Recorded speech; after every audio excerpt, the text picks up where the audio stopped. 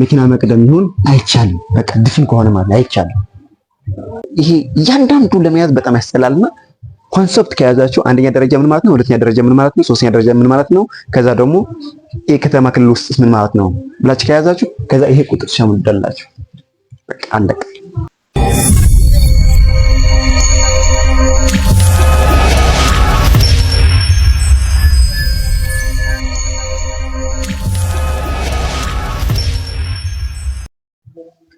እሺ ሰላም ለእናንተ ይሁን። እንኳን ወደዚህ ቻናል በሰላም መጣችሁ። ይሄ ቻናል ኢትዮ ስኪል አካዳሚክ ይባላል። ኢትዮ ስኪል አካዳሚክ በሙያ ዙሪያ ትምህርትና ስልጠና ይሰጣል ማለት ነው። ስለዚህ ከትናንት የቀጠለ ነው የዛሬ ትምህርታችን። እንደሚታወቀው በማንጃ ፈቃድ ዙሪያ ነው ፉል ኮርስ እየሰጠሁት ያለው። ስለዚህ ከትናንት ትንሽ አንድ ሁለት ልበላችሁና ወደ ዛሬ ትምህርታችን በፍጥነት እንገባለን። እሺ ትናንት ስለ ዓለም አቀፍ የትራፊክ መብራት አይተን ነበረ ማለት ነው። በሰፊው ዲቴል ከፈለጋችሁ እዛ ቪዲዮ ሄዳችሁ ማየት ትችላላችሁ ማለት ነው። ግን አንድ ሁለት በላችሁ ዓለም አቀፍ የትራፊክ መብራት የሚባሉ ያው በዋናነት በሁለት ይመቀላሉ። የእግረኛና የተሽከርካሪ። የእግረኛ ደግሞ ያው ሁለት ቀለም አለው ወይም ደግሞ ሁለት መብራት አለው። አንዱ አረንጓዴ ነው፣ አንዱ ደግሞ ቀይ ነው። ቀይ ቁም ነው እንዳትሄድ ማለት ነው፣ ወይም ደግሞ እንዳትሻገር፣ ጥርጊያው እንዳትሻገር ማለት ነው። አረንጓዴ ከበራ ደግሞ ተሻገር ማለት ነው። በዚህ ብራ መንገድ አድርገህ ተሻገር ማለት ነው። ወደ መኪና ወይም ደግሞ የተሽከርካሪ የትራፊክ መብራት ስናይ ደግሞ ያው ሶስት መብራት አለው። አንደኛው ቀይ ነው፣ ሁለተኛው ደግሞ ቢጫ ነው፣ ሶስተኛው ደግሞ አረንጓዴ ነው ማለት ነው። በአባራር ደግሞ ወደ አራት ይመቀላሉ ብለናል። አንደኛው ቀይ፣ ሁለተኛው ደግሞ ቀይና ቢጫ፣ ሶስተኛው ደግሞ አረንጓዴ፣ መጨረሻ አራተኛው ደግሞ ያ ቢጫ ማለት ነው። ቀይ ሲበራ ማለት ነው ቁም፣ የዚብራ ሳትረግጥ ወይም ደግሞ የእግረኛ የሚተላለፍበት መንገድ ሳትረግጥ ቁም ማለት ነው። ያው ይሄ ቢጫና ቀይ ሲበራ ደግሞ ምን ይደረጋል ማለት ነው? ለመሄድ ዝግጁ ሁን ማለት ነው። ለመሄድ ተዘጋጀው ማለት ነው። አረንጓዴ ሲበራ ደግሞ ሂድ ማለት ነው። በመጀመሪያ ለመሄድ ያሰቡበት ቦታ ሂድ ማለት ነው። ያው ሶስተኛው ደግሞ ወይም ደግሞ አራተኛው ማለት ነው ቢጫው ሲበራ ደግሞ ወደ ሞዘሪያ የገባ ተሽከርካሪ ቀልጥፎ እንዲወጣና ወደ ሞዘሪያ ያልገባ ደግሞ ወይ ደግሞ የእግረኛ መንገድ ሳይረግጥ ምን ይሆናል? ይቆማል ማለት ነው። ያልገባ ይቆማል፣ የገባ በፍጥነት እንዲወጣ ያዛል ማለት ነው። ስለዚህ ይሄ ትናንት አይተን ነበረ። በዲቴል ከፈለጋችሁ እዛ ሄዳችሁ ማየት ትችላላችሁ ማለት ነው። ዛሬ ደግሞ ወደ የሱ ንዑስ ምዕራፍ ነው። ስለ ፍራቻ አጠቃቀም ነው የምናየው ዛሬ ማለት ነው። ዛሬ ስለ ፍራቻ አጠቃቀም ነው የምናየው ማለት ነው። ፍራቻ አጠቃቀምና የመንገድ መሀል ዓለም አቀፍ የመንገድ መሀል መስመሮች ለዓለም አቀፍ የመንገድ መሀል መስመሮች እናያለን ማለት ነው። ያው በእርግጠኝነት በጣም ትልቅ ርዕሱ ይሄ ነው። የመንገድ መሀል የሚደረግ የሚሰመር መስመር አለና ይሄ ከነትርጉሙና ከነንትኑ እናያለን ማለት ነው። ስለዚህ በፍራቻ እንጀምር። ዝግጁ ነህ? እሺ ጥሩ። ጽፋለህ። አሁን ወደዛ ታይ። ጥሩ ነበር። እሺ አሁን ፍራቻ አለ በመኪናችን ላይ እንዴት እንደሚሰራ ጉልበት ከምን ይቀበላል፣ እንዴት አድርጎ ኤሌክትሪክ ሲስተም ምናምን በምንድን ነው የሚባለው ይሄ የቴክኒክ ክፍል እናየዋለን። ወይም ደግሞ አሁን የሚመጣ የቴክኒክ ግንዛቤ ደግሞ የተሽከርካሪ ግንዛቤ የሚል ምዕራፍ ትልቅ ምዕራፍ እንገባለን። እዛ በዲቴል እናየዋለን። ግን አጠቃቀሙ እንዴት ነው? አሁን የግራ ፍራቻና የቀኝ ፍራቻ የሚባሉ አሉ። የቀኝ ፍራቻና የግራ ፍራቻ የሚባሉ ሁለት አይነት ፍራቻዎች አሉ ማለት ነው። ስለዚህ እነዚህ ፍራቻዎች አጠቃቀማቸው እንዴት ነው? የግራ ስናበራ ምን ይሆናል? የቀኝ ስናበራ ምን ይሆናል? ለምሳሌ እዚህ ማየት እንችላለን። ለምሳሌ በሁለቱ መብራት አለ እና ከሌላ አሽከርካሪ የምንግባባበት መግባቢያ የሆነ ወይም ደግሞ ከሌላ ተሽከርካሪ አደጋ እንዳይደርስ በጥንቃቄ እንትና ማድረግ ወይም ደግሞ እኛ የምንፈልገው ነገር ለማድረግ ወይም ደግሞ ለሱ የሚፈልገው ነገር ፍቃድ ለመስጠትና የመንገድ ሁኔታ ለመናገር ፍራቻ እንግባባለን። የመገናኛ መሳሪያዎች ይባላሉ ማለት ነው። ስለዚህ የግራ ፍራቻ ሲበራ የግራ ፍራቻ ማለት በዚህ ያለ ማለት ነው። ቀጥል እንደዛ እያልን በግራ ፍራቻ ያለ በዚህ በግራ ፍራቻ ተገልብጦ ነው የምታያቸው። እኔ እንጃ ያንደርሳስ ይሄ መሃል ነው ወይም ደግሞ አትክልት ያለው ነው በለውና አትክልት ያለው ነው እንበለው። ስለዚህ አትክልት ያለው አሁን በግራ ፍራቻ ይሄ አሽከርካሪ ወደዛ ቀጥ ብሎ እየሄደ ነው። ይሄ ወደዚህ መሄጃ ነው። ይሄ ደግሞ ወደዚህ መሄጃ ነው። በዚህ መሃል አሁን ግን እንደዛ ነው እንበለውና አሁን ይሄ መኪና እዛ አካባቢ አለ።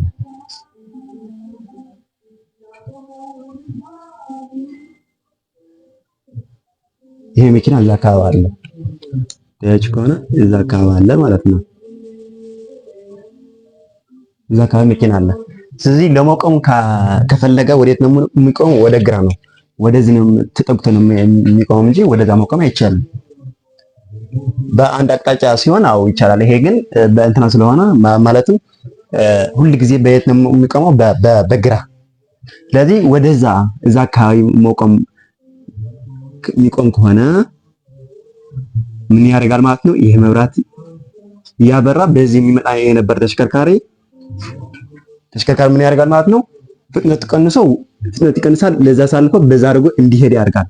በዚህ ውስጥ ነው ያለን እስካሁን ወደዛ አልመጣንም። ልክ በዚህ ስንመጣ ራሱ እንደዛ አድርጎ ሲዞር ምን ይሆናል ማለት ነው? እንደዛ አድርጎ ሲዞር ግራ ይዞ ነው የሚዞረው። መኪናው ላሳረፍ ሲል ወይም ደግሞ መኪናው ለመቆም ሲፈልግ ወደዛ ነው። ስለዚህ ምን ይጠቀማል ማለት ነው? በግራ በኩል ያለ ፍራቻ ያበራዋል ማለት ነው። በግራ በኩል ያለ እንደዛ አድርጎ ወይም ደግሞ እዛ ጋር ሞዘር ያለ ወይም ደግሞ እንደዛ አድርጎ ቢመጣ ራሱ ምን ይሆናል ማለት ነው? እንደዛ ሲዞር እዛ ከማረፍ ከፈለገ ምን ይሆናል? የግራ ፍራቻ ያበራል ማለት ነው። የግራ ፍራቻ ያበራል። ከዛ ደግሞ ወደ ግራ ለመታጠፍ ይጠቅመናል። አሁን ወደ ግራ ለመታጠፍ ስንል ምን ማለት መሰላችሁ? ወደ ግራ መታጠፍ ስንል አሁን በዚያ መታጠፊያ አለ።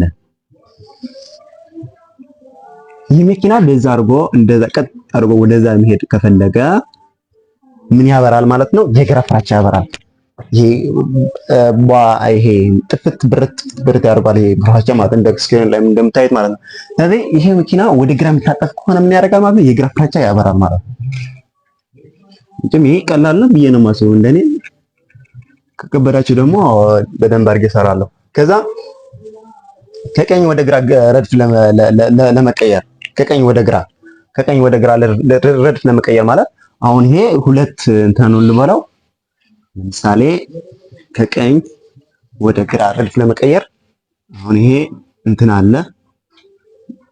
የዚህ የተቆራረጠ መስመር በደንብ እናየው እንዴት ማለት። ስለዚህ ይሄ መኪና እዛ አካባቢ ካለ ወደዚህ መስመር ለመጣት ከፈለገ መጀመሪያ ምን ያደርጋል? የግራ ፍራቻ ያበራል። ካው እዛ አካባቢ ምን ይሆናል? ወደዛ ይገባል ማለት ነው። ወደዛ ይገባል። ረድፍ ቀይሯል። ቀይሯል። ስለዚህ ያ በዚህ በፍጥነት የሚሄድ የነበረ ተሽከርካሪ ፍራቻ ካየ ምን ያደርጋል ማለት ነው? ይህ ፍራቻ ካየ ምን ያደርጋል ማለት ነው? ፍጥነት ይቀንሳል። ለዚህ ወደ ግራ አሳልፎ ይሄ ደግሞ ወደ ቀኝ አድርጎ ይሄዳል። ወደ ቀኝ ሲሄድ ደግሞ ምን አይነት ፍራቻ እንደማያወራ እናየዋለን። እሺ፣ ስለዚህ ከቀኝ ወደ ግራ አሁን ግራ ይሄ ነው፣ ቀኝ ይሄ ነው ብለናል። ስለዚህ ይሄ ቀኝ ከሆነ እንደዛ አድርጎ ቀኝ ሲሄድ ወደዛ ረድፍ መቀየር ከፈለገ በዚህ ያለ መብራት ወይም በዚህ ያለ መብራት ያበራል ማለት ነው። በዚህ ያለ ፍራቻ ያበራል። ወጣቻት ምን ማድረግ አለብን? ይሄ መኪና ከሆነ ደግሞ እዛ አካባቢ መኪና ከሆነ ይሄ ያበራል።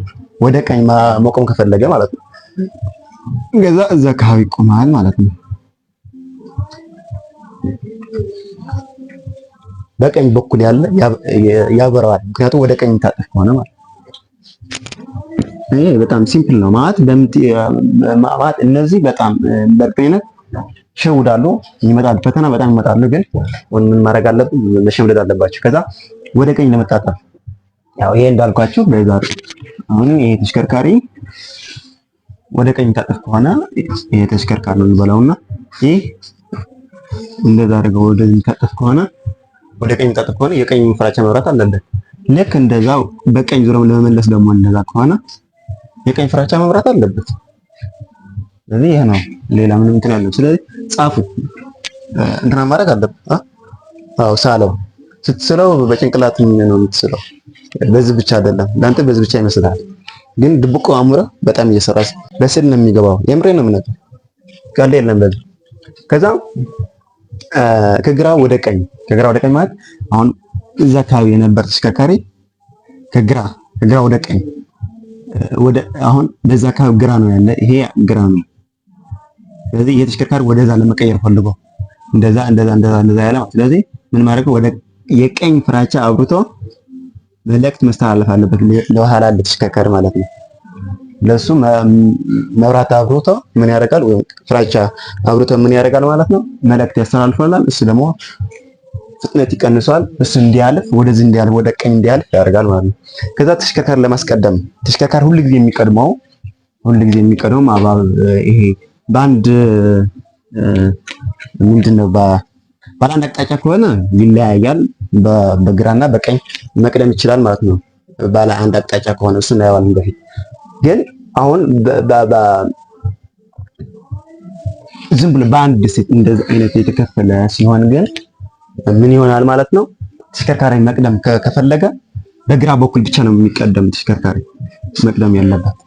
ስለዚህ ተሽከርካሪ ለመቅደም ከፈለገ ወይም ደግሞ ተሽከርካሪ ቦታ ለመስጠት ከፈለገ ይህ በቀኝ በኩል ያበራልና ወዴት ይሆናል? ወደ ቀኝ ይጠጋል።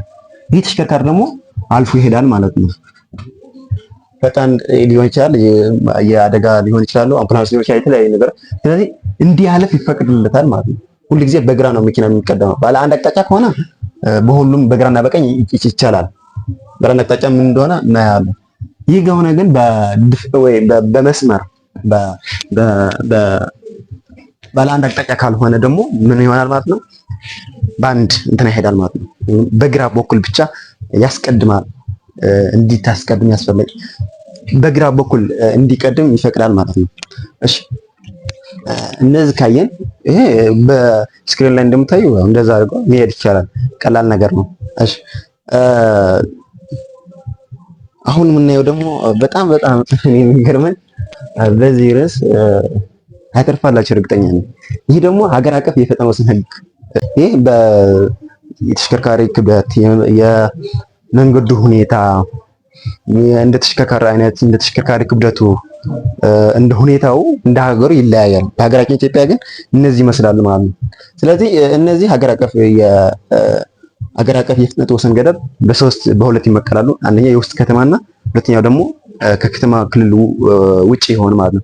ከከተማ ክልል ውጪ የሆኑ ደግሞ በሶስት ይመደባሉ። አንደኛ ደረጃና ሁለተኛ ደረጃ፣ አንደኛ ደረጃ አውራ ጎዳናና ሁለተኛ ደረጃ አውራ ጎዳና፣ ሶስተኛ አውራ ጎዳና፣ ሶስተኛ ደረጃ አውራ ጎዳና፣ ሶስተኛ አውራ ጎዳና ይባላል። አንደኛ አውራ ጎዳና ሲባል በከተማ ክልል ውስጥ ያለ ያው በከተማ ውስጥ ያለው ወሰን የፍጥነት ወሰን ገደብ ማለት ነው። ይሄ ይታወቃል። በአንደኛ ደረጃ አውራ ጎዳና ሲባል ግን ከሀገር ወደ ሀገር የሚያገናኝ ለምሳሌ ከኢትዮጵያ ወደ ጅቡቲ፣ ከኢትዮጵያ ወደ ኬንያ፣ ከኢትዮጵያ ሱዳን፣ ከኢትዮጵያ ኤርትራ ነው ብለው። ስለዚህ ከኢትዮጵያ ውጪ የሆኑ ከሌላ ሀገር በሀገር የሚያቋርጡ ተሽከርካሪዎች፣ ረዥም ተሽከርካሪዎች ማለት እነዚህ አንደኛ ደረጃ አውራ ጎዳና ይባላል ማለት። ሁለተኛ አውራ ጎዳና ደግሞ ክፍለ ሀገር ክልል በክልል አለን። ምንድነው ክልል? ከዛ በመቀጠል አሁን ከአዲስ አበባ ወደ ድሬዳዋ፣ ከአዲስ አበባ ወደ መቀሌ ሊሆን ይችላል፣ ከአዲስ አበባ ወደ ሀሱሳ፣ በቃ የተለያየ ክልሎች አሉ። ወደዚህ ለመሄድ ማለት ወደዚህ የሚሄዱ መንገዶች ምን ይባላሉ? ወደዚህ የሚሄዱ መኪናዎች ምን ይባላሉ? ሁለተኛ ደረጃ አውራ ጎዳና ይባላል። ሶስተኛ አውራ ጎዳና ግን ከወረዳ ወይም ደግሞ መጋቢ ይባላል። መጋቢ መንገድ ይባላል ማለት ነው። ስለዚህ እነዚህ ይለያዩ፣ ፍጥነታቸው ይለያያል። እንደየሁኔታው እንደየመንገዱና እንደየክብደቱ የመኪና ክብደቱ የሚጭነው ጭነትና የራሱ ይለያያል ማለት ነው። ስለዚህ በዚህ ሰንጠረዥ ውስጥ አስገብተን እናየዋለን በደንብ አድርገን ማለት ነው። እሺ በዚህ ያለ የፍጥነት ወሰን በሰዓት ወይ ደግሞ ፐር ሃወር በሰዓት ስንት ያክል መንዳት እንዳለበት ማለት ነው ይነግረናል። የተሽከርካሪ ክብደትና በከተማ ክልል ውስጥ እንዳልኳችሁ በከተማ ክልል ውስጥ አንድ አለ። ከዛ ከከተማ ክልል ውጭ ሆኖ ደግሞ በሶስት ይመቀላል። አንደኛ አውራ ጎዳና፣ ሁለተኛ አውራ ጎዳና፣ ሶስተኛ አውራ ጎዳና ብለናል። ይሄ እሱ አይተናል። ስለዚህ በተሽከርካሪ ክብደት እስከ 35 ኪሎ ግራም አውቶሞቢል እስከ 35 ኪሎ ግራም ከ35 ማለት ከ3500 በታች ያለ ክብደት ተሽከርካሪ እና አውቶሞቢል እና በጃጅ ሊሆን ይችላሉ 3500 ኪሎ ግራም ከሱ በታች ያሉ ተሽከርካሪዎች በከተማ ክልል ውስጥ በሰዓት ስንት ይነዳሉ? 60 ኪሎ ሜትር ይነዳሉ በሰዓት ማለት ነው። ደግሞ ከከተማ ክልል ውጭ ሆኖ ደግሞ ምን ያደርጋል? በአንደኛ ደረጃ 100 ኪሎ ሜትር ይነዳል ማለት ነው። ከዛ በኋላ ሁለተኛ ደረጃ ደግሞ 70 ኪሎ ሜትር ይነዳል ማለት ነው። ወይንም ፐር ሃወር ይነዳል ማለት። ከዛ ሶስተኛ ደረጃ ደግሞ 60 ኪሎ ሜትር ይነዳል ማለት። እነዚህ በጣም ለመያዝ ስላስቸገረኝ እንዴት አድርጌ እንደያዝኩት ስላስተምራችሁ በጣም ይጠቅማችኋል። ጭንቅላት ጂኔስ ሲጫወት አሪፍ ነው።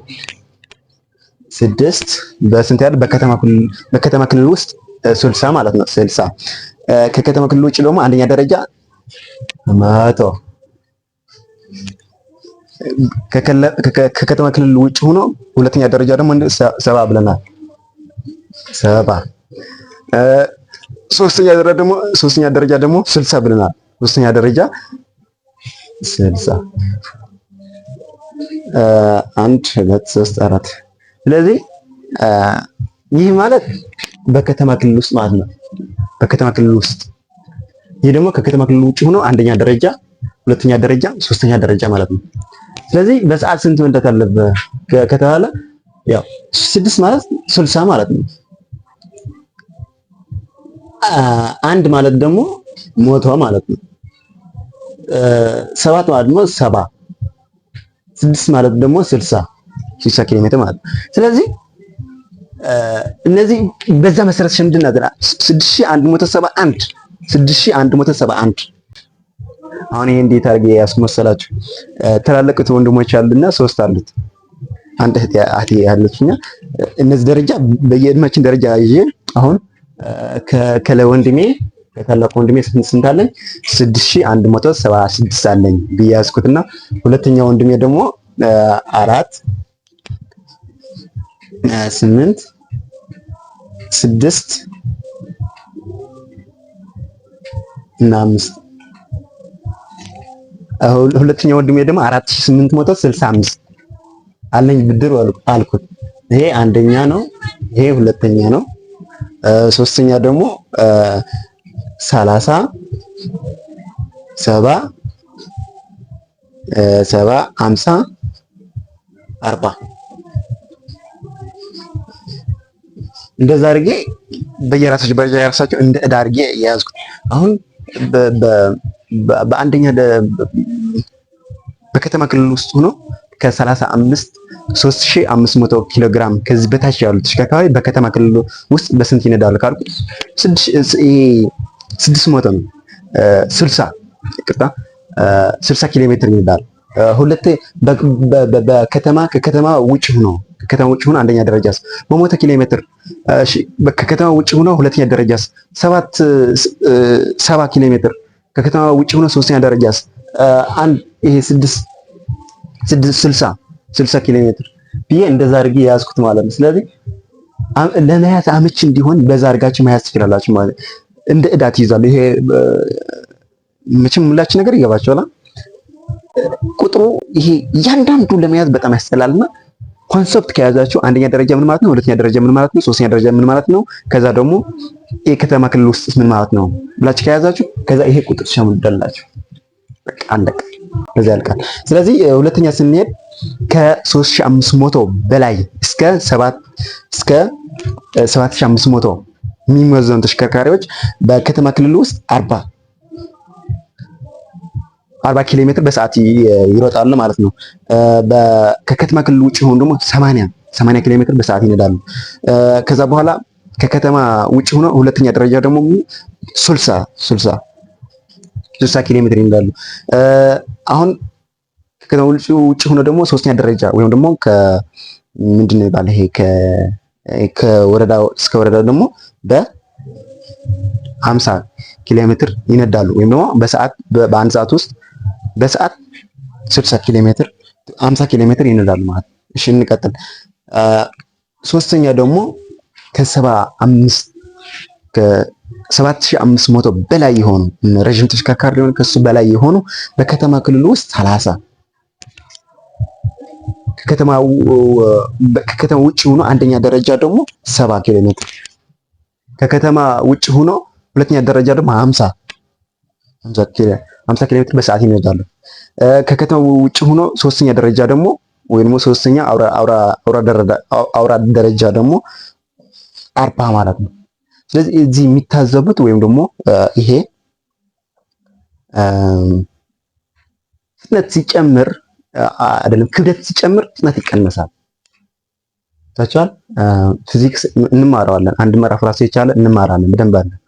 ፍጥነት ሲጨምር ይሄው አሁን 60 አለ በከተማ ክልል ውስጥ 60 አለ። ምክንያቱም አውቶሞቢል ትናንሾች ናቸው። በ60 በአንድ ሰዓት በ60 በጣም ፍጥነት አላቸው ማለት ነው። በጣም ይፈጥናሉ። በከተማ ክልል ውስጥ ግን ከ7500 በላይ የሆኑ ተሽከርካሪዎች ግን በሰዓት 30 የዚህ ፍርቅ ማለት ነው። ወይም ደግሞ ምንድነው ግማሽ ይሄዳሉ። በጣም ዝግታ አድርገው ወይ ደግሞ ቀስ ብሎ ይሄዳሉ። ለምን የሚባል ጥያቄ ክብደት ሲጨምር ፍጥነት መቀነስ አለበት። ክብደት ሲጨምር ፍጥነት ከጨመርክ በዚህ መጠን ጉዳቱ ብዙ ነው። በአጓ መቆጣጠር አትችልም። የሚያደርሰው አደጋ ደግሞ በዚህ መልክ ኃይሉ እየጨመረ ነው የሚሄደው።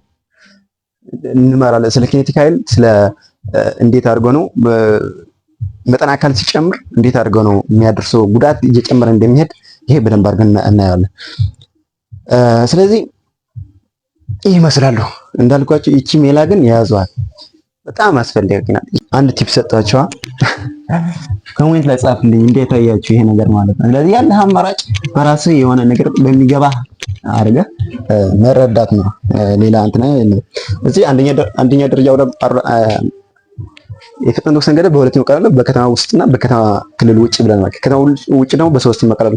አንደኛ አውራ ጎዳና፣ ሁለተኛ አውራ ጎዳና፣ ሶስተኛ አውራ ጎዳና። አንደኛ አውራ ጎዳና ከሀገር ወደ ሀገር የሚያገናኝ፣ ሁለተኛ አውራ ጎዳና ደግሞ ከክልል እስከ ክልል የሚያገናኝ፣ ሶስተኛው ደግሞ ከወረዳ ወረዳ ወይ ደግሞ መጋቢ መንገድ ይባላል ማለት ነው። እነዚህ አይተናል።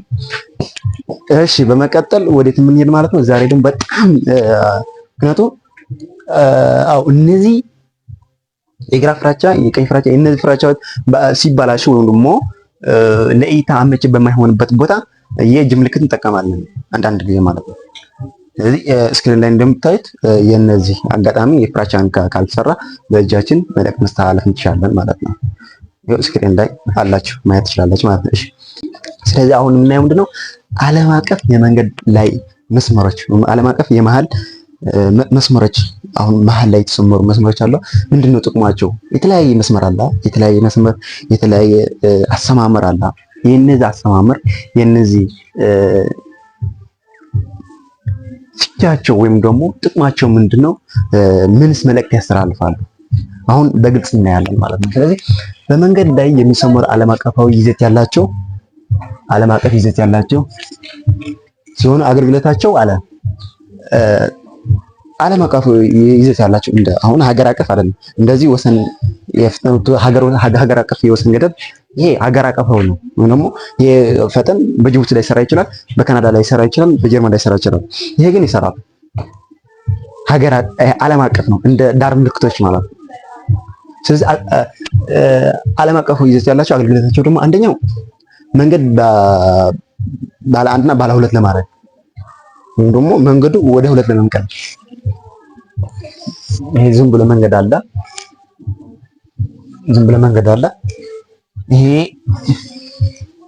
ይሄ መምጫ ነው። ይሄ ደግሞ መሄጃ ነው። ይህ መስመር ላይ መሃል ላይ ያለ ምን ያደርጋል ማለት ነው? መንገድ ወደ ሁለት ይከፍለዋል ማለት ነው። አንደኛው ጥቅም እሱ ነው። ሁለተኛው ደግሞ እንደ አሰማመራቸው ሁኔታ እንደ አሰማመራቸው ሁኔታ የእግረኛና የተሽከርካሪ ለማየት አሁን አግድሞት አሁን ሁለት አይነት እንትን አለ። ይሄ ካያችሁ ይሄ የእግረኛ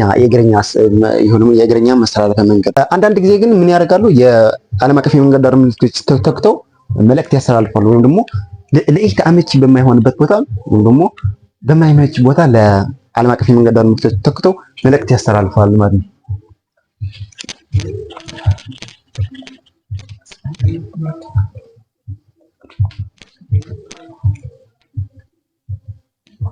ስለዚህ እንዳልኳችሁ በመንገድ ላይ መስመሮች አሰማመር በሁለት ይከፈላሉ። በአግዳሞት የሚሰመሩና በመንገድ ቲንት ማለት ቀጥ በቀጥ ብላ ማለት ነው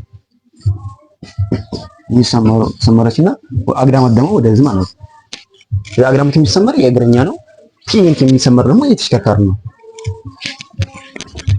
እሺ ይሄ ደግሞ በትዕይንት ወይም ደግሞ ቀጥ ብሎ በቀጥ የሚሰመር የመንገድ መሃል መስመር ይላል። አንደኛው የተቆራረጠ መስመር፣ ሁለተኛው ደግሞ ያልተቆራረጠ። እነዚህ በትዕይንት ወይም ደግሞ በመንገድ መሃል ትዕይንት ይሄ በመስመር ላይ የሚሰመሩ መስመሮች በሶስት ይመቀላል። አንደኛ የተቆራረጠ፣ ሁለተኛ ያልተቆራረጠ፣ ሶስተኛ ደግሞ የተቆራረጠና የተቆራረጠ ሁለቱ ማለት ነው። ስለዚህ እነዚህ ዲፋይን እናየዋለን በደንብ አድርገን ማለት ነው። አንደኛ በመንገድ አግድሞት የተሰመረ ማለት ይሄ የእግረኛ ነው። ተውት፣ እሱ እግረኛ የማያውቅ ሰው የለም። በመንገድ አቅጣጫ የሚሰመሩ መስመር ለተሽከርካሪዎች መተላለፊያ የሚያገለግሉ ሲሆን አለ። ከዛ ደግሞ እንደ አሰማመራቸው የተለያየ መልእክት አላቸው። ለተሽከርካሪ መተላለፊያ ብለናል። አንደኛ ያልተቆራረጠ፣ አሁን ፈተን የሚለው የተቆራረጠ ይሄ ስፓልት ነው። ለዚህ ዳር አለ። ይሄ ውጭ ነው፣ ምንም እንትን የለው። ይሄው ደግሞ የሆነ እርሻ ነው፣ የገበሬ ነው።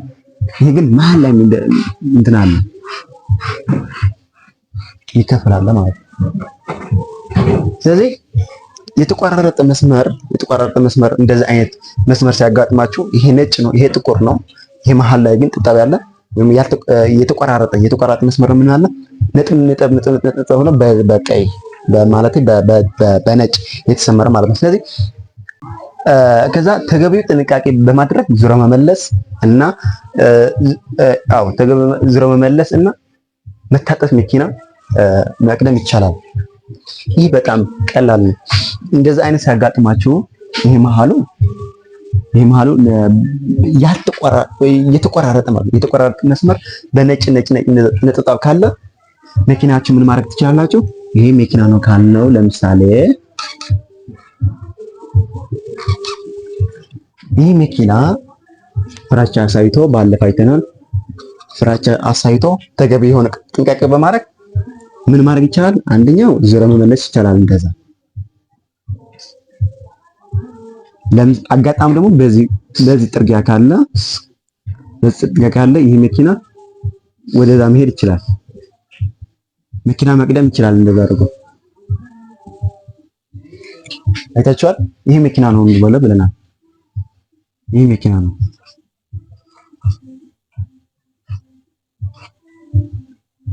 ነጠብጣብ ወይም የተቆራረጠ የመንገድ መሃል ስታገኙ አብዛኛው ይሄ ለመንገድ እይታ በሚሆንበት ቦታ ይቀመጣል። ዙሮ መመለስ ይቻላል።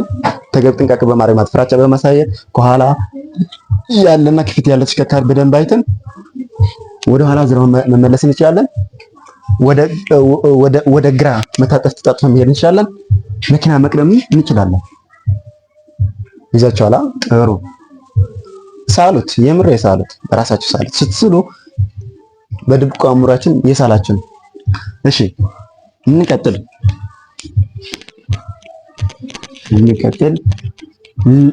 ለደው ምን አለ? ያልተቆራረጠ መስመር። ይህ የዳር ምልክት በግልጽ በማይሆንበት ቦታ ይሰመራሉ። ያልተቆራረጠ ድፍን ማለት ነው። እንደዛ በቃ ድፍን ያልተቆራረጠ ግልጽ በማይሆንበት ቦታ ማለት ለምሳሌ እንደዛ አይነት ሊኖር ይችላል። ይሄ ዚግዛግ። ስለዚህ በዛ ነው እንትና የሚደረጉ የሚሰመሩት ማለት ነው። ስለዚህ ያልተቆራረጠ መስመር ረግጠው መታጠፍና መቅደም መኪና መቅደም አይቻልም። አሁን ባለፈው ይሄ የተቆራረጠ ስለነበረ መኪና ይሄ ለምሳሌ ይሄ መኪናችን ካለን ስለዚህ ይሄ መኪና ምን ማድረግ አይቻልም፣ እንደዛ ወደዛ አይቻልም፣ ዞሮ መመለስ አይቻልም፣ ወደዛ አይቻልም፣ መኪና መቅደም አይቻልም። ይህ ኤክስ ነው፣ ድፍን ነው። ምክንያቱ ለእይታ አመቺ አይደለም። በዚህ ይሄ መኪና ሲታጠፍ በዚህ ሲመጣ መኪና ይገጨዋል። እይታው ተገቢ አይደለም። ይሁን እንጂ ይለናል። ይሁን እንጂ እዛ እየሄድን አንድ ብቻ መሄጃ ከሆነ ይሁን እንጂ እዛ አካባቢ አደጋ ካለ ይሄ መኪና በተለያየ ምክንያት ሊቆም ይችላል።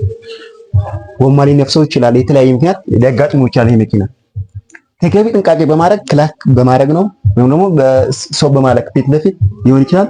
ይሄ ግን ተገቢ ጥንቃቄ በማድረግ ማለፍ ይችላል። ወደዛ ማለት ህግ አይቻልም፣ ግን ህግ መሰረት አይቻልም። ወይም ደግሞ ምንም ሳያጋጥም ፊት ለፊት ረድፍ መቀየር አይቻልም። ግን የሆነ አደጋ ከተፈጠረ ግን ምን ማድረግ አለበት? ተገቢ ጥንቃቄ በማድረግ አልፈህ መሄድ ትችላለህ ማለት ነው። ግን እዚህ መያዝ ያለባችሁ ትልቁ ነገር መያዝ ያለባችሁ ይሄ ድፍን ከሆነ ያልተቆራረጠ ከሆነ ይህ መኪና እንበለውና የተሽከርካሪ ዞሮ መመለስ ይሁን ወደ ግራ መታጠፍ ይሁን መኪና መቅደም ይሁን አይቻልም። በቃ ድፍን ከሆነ ማለት አይቻልም። የተቆራረጠ ከሆነ ይቻላል ብለናል። የመጀመሪያ ግልባጡ ማለት ነው። እሺ ይሄ ካለን በኋላ አሁን ምንድነው የምናየው? ሐመር ውሃ ደግሞ የተቆራረጠና ያልተቆራረጠ። ጥሩ አሁን ሁለቱ ማለት ነው። ይሄ ምንድነው የተቆራረጠና ያልተቆራረጠ እንደዛ ተብሎ ይገጥማል አንዳንድ ጊዜ። ሁለቱ በአንድ ላይ ይመጣሉ። አሁን በግራ በኩል ያለ ያልተቆራረጠ፣ በቀኝ በኩል ደግሞ የተቆራረጠ።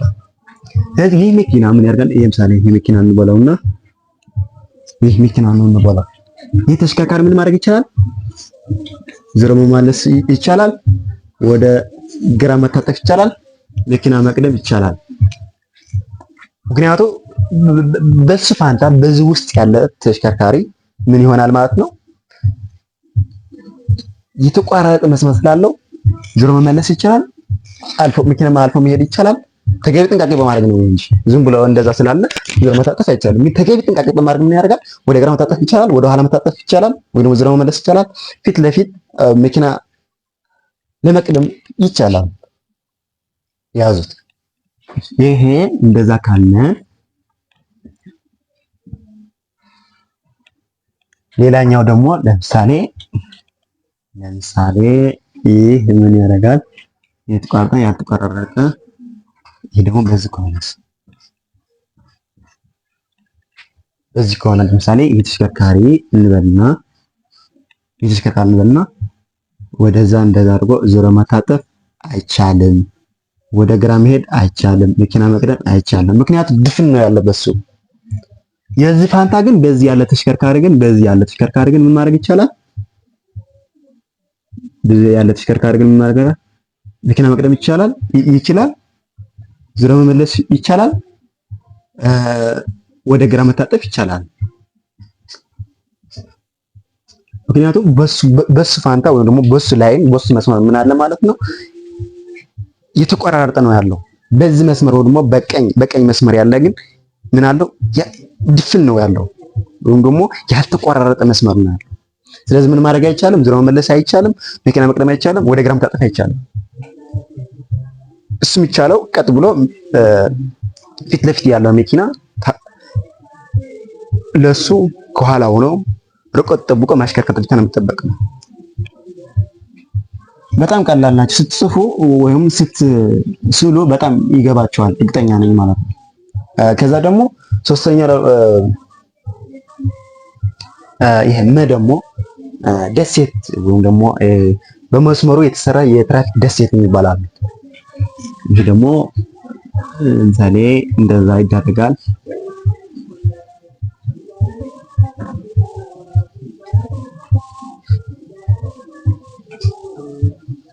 በአንድ መስመር ነው ያለው እስካሁን ድረስ።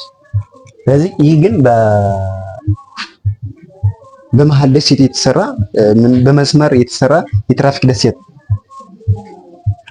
ይሄ ደግሞ ለምሳሌ የተሽከርካሪ እንበለውና ምን ማድረግ ይቻላል? ወደዛ መታጠፍ ይችላል።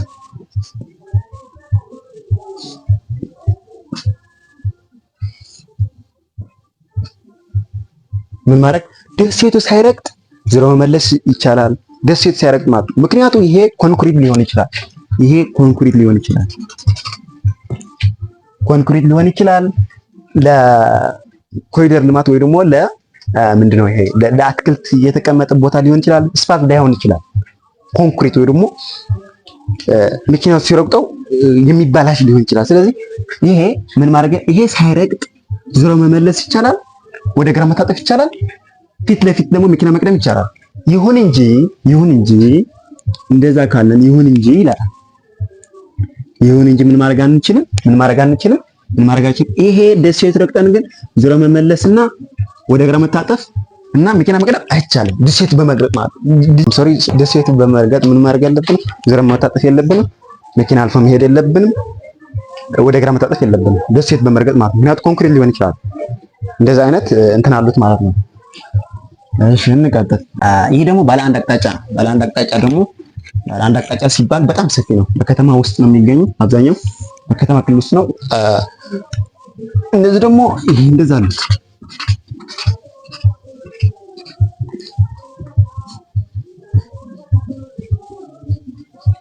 ይሄ ሁልጊዜ በከተማ ላይ የሚገኙ ናቸው።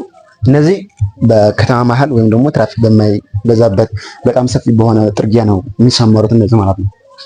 እነዚህ ደግሞ ምን አላቸው መሰላችሁ? በፈለክበት ቦታ ምን ማድረግ ትችላለህ? መኪና መቅደም ትችላለህ። በፈለክበት መቆም ትችላለህ። እዚህ የማይቻል ግን ዞሮ መመለስ አይቻልም። እንደዛ ዞሮ መመለስ አይቻልም። ባለ አንድ አቅጣጫ ነው። ወደ ታች ከሆነ የሚሄድ ወደ ታች ነው። ወደ ላይ የሚሄድ ደግሞ ይሄ ኮሪደር ልማት አለ። እዚህ አትክልት አለ። በዚህ ነው እንደገና ያለ ዞሮ የምትመለሰው በዛ አድርገህ ወደዚህ ነው እንጂ በራሱ መዞር አትችልም። አጠቃላይ ማለት አትችልም። ምክንያቱም ባለ አንድ አቅጣጫ ነው። ይህ ግን መኪና ማለፍ ትችላለህ። መኪና መቅደም ትችላለህ። መቆም ትችላለህ። መቆም ሲባል ጥግ ይዘህ በሁለቱ ጥግ መቆም ትችላለህ። ችግር የለም። ባለ አንድ አቅጣጫ የሚባል ይሄ ነው። ሌላ እንትና ምንም የለውም። ስለዚህ ይህ ይመስላሉ። በጣም ቀላል ናቸው። በጣም ሲምፕል ወይም ደግሞ ስትጽፏቸው ወይም ስትስሉ ይገባቸዋል። እርግጠኛ ነኝ እነዚህ ቀላል ናቸው። ዓለም አቀፍ የመንገድ መሃል መስመር የሚባሉ ዓለም አቀፍ ይዘት ያላቸው ሆኖ ምንድነው አንደኛው የተቆራረጠ ማለት ለመንገድ እይታ በሚሆንበት ቦታ ይሰመራሉ። መኪና ዞሮ መታጠፍና መኪና ማለፍ እና ወደ ግራ መታጠፍ ይቻላል። ሁለተኛ ደግሞ ያልተቆራረጠ ደግሞ ዞሮ መመለስ ሲሆን ፊት ለፊት ይሄ መኪና መቅደም ይሁን ወደ ግራ መታጠፍ ይሁን አይቻልም። ሶስተኛ ወይ ደግሞ ሐመሯ እንዳልኳችሁ በዛ በኩል ከሆንክ ወይም ደግሞ ይሄ ምንድነው በተቆራረጠ መስመር ከሆንክ ዞሮ መመለስ ትችላለህ። መኪና ማለፍ ትችላለህ። ወይም መኪና መቅደም ትችላለህ። ወደ ግራ መታጠፍ ትችላለህ። በዚህ ከሆንክ ግን በድፍን ከሆንክ ግን አይቻልም። የሱ ተቃራኒ ማለት ነው። ደግሞ ዞሮ መታጠፍ አይቻልም። መኪና ማለፍ አይቻልም። ልክ በዛ ደግሞ ወደ ግራ መታጠፍ አይቻልም። ከዛ መሀል ደሴት ወይም ደግሞ ባለ አንድ አቅጣጫ ይሄ መስመር ደሴት የሚባል ደግሞ ደሴታቸው ረግጠው ወይም ደግሞ ምንድነው ኮንክሪታቸው እንደዛ አይነት ደሴት መሃል ረግጠው እንትን ማድረግ አይችልም። ማለፍ አትችልም። ሳትረግጥ ግን ማለፍ እና መኪና ሞዞርና ወደ ግራ መታጠፍና ዞሮ መመለስ ይቻላል። ደሴት ሳትረግጥ ማለት ነው። ስለዚህ የዛሬ ትምህርታችን ይሄ ይመስላል። እንዳልኳችሁ ይህ በደንብ አድርጋችሁ መያዝ አለባችሁ። ቀጣይ የመጨረሻ ምዕራፍ ወደ የመኪና ቴክኒክ ሙያ ቴክኒክ ከመግባታችን በፊት አንድ ቪዲዮ አለች። እሷ ደግሞ የትራንስፖርት ሕግ ቅጣት እና እነዚህ በደንብ አድርገን እናያለን። ስለዚህ እስካሁን አብራችሁ ስለቆያችሁ ከልብ አመሰግናለሁ። ግን ወደ ሌላ ሼር እያደረጋችሁ ምክንያቱም ይህ ዩቲዩብ ቻናል በአምስት ሙያ ትምህርትና ስልጠና ይሰጣል ብለናል። አንደኛው ስለ ማንጃ ፈቃድ ነው። ሁለተኛው ደግሞ ስለ ቅድና ዲዛይን ጋርመንት ነው። ሶስተኛው ደግሞ ስለ አውቶሞቲቭ ወይም ደግሞ ዌልዲንግ ጋራጅ ነው። አራተኛው ደግሞ ስለ ገመድ ዝርጋታ ወይም ደግሞ ኤሌክትሪክ ሲስተም ነው። አምስተኛው ደግሞ ስነ ልቦና ነው ማለት ነው። ስለዚህ እነዚህ ሙያ እንዳያመልጣችሁ ወይም ደግሞ ይህ ቻናል ወደ ሌላ ሼር እያደረጋችሁ ሰው እንዲጠቀም ማድረግ ትችላላችሁ ማለት ነው። አብራችሁ ስለቆያችሁ አመሰግናለሁ። ባይ ባይ።